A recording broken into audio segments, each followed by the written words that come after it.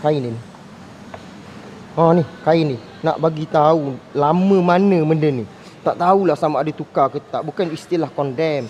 Kadang-kadang gearbox yang korang recon ni, kadang-kadang ada recon yang murah.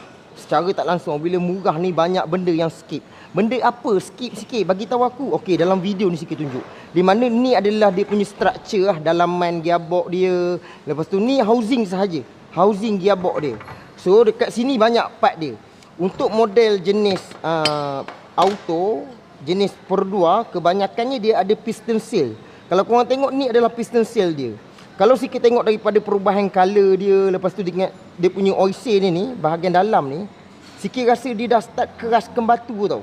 Benda ni yang terjadi, sekiranya dia keras, dia akan jadi pressure leak. Itu yang pertama, pressure leak. Suara okey? Boleh, itu boleh. Okey, so ni